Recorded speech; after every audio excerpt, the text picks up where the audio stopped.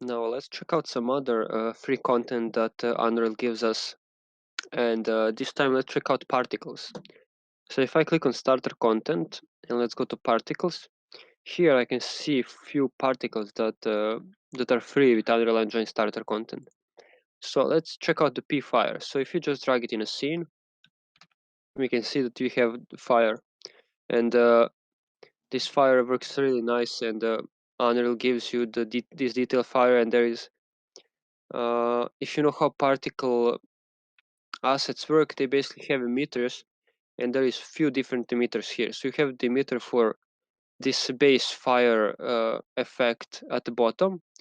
You would have another separate emitter for this kind of sparks that are coming from the sides, and a third emitter for the smoke. So uh, this particle system has at least 3 emitters. And with Unreal, this works really well, and if we can see this, if we let's increase this light a bit, make it maybe 90, and we can also see that if we go up, and let's look here, we can see that our fire also reflects onto the surface. So the fire automatically, or any other particle, basically automatically works with reflections. And let's move our effect, and you can see that now the smoke seems a bit reddish, and that is because we are putting it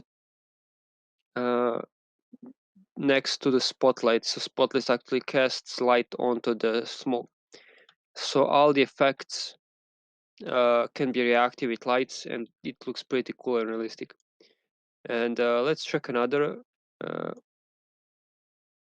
of these. So we have this steam, which is a bit more whitish smoke basically, and you can see how it becomes reddish when we put it next to this light, but if we move it, it's way more grayish. Let's delete it. And the last particle that I'm going to show you is this P ambient dust. And P stands, of course, for particle. That is a prefix. In Unreal, you usually have prefixes for all different types of assets, and suffixes for, let's say, if you have 3 different types or versions of an asset, and you can name it O1, O2, O3, so that would be a suffix. So that's usually how Unreal works. And as you can see here, since we have it selected, this ambient dust, we can see the dust outline. But if we deselect that dust, we can see that it's almost unnoticeable. But if we look closely, you can see that there was some dust crawling here. Okay, we can see it kind of here. You can see these dust particles. We can also add another one to see a bit more of particles here. Now, as you can see, there is some particles floating around. And yeah, so you have all the different types of particles. You can use them for something obvious like fire, and something subtle as some ambiental effect to just add more realism to your scene. Particles also can be, let's choose this.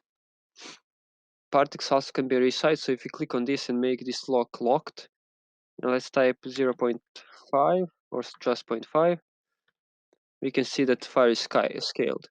So we can scale all the particles, rotate them, and depending if they are global or local, we can see if it will follow. So if I rotate this fire, we can see that it's actually local, so it does not emit particles in the world. So you have different types of particles that you can make. So I can make global particles that if I rotate this emitter, it will actually just continue doing the same thing, because it does not relate to the local position of itself, but of the world. And here you can also see the templates. So if you just put our mouse over it, you can see particles P fire, and there is a huge particle editor in Unreal that is one of the best particle editors ever made. Really detailed. You can do literally whatever you want with them. And yeah, that's it for the particles in Unreal.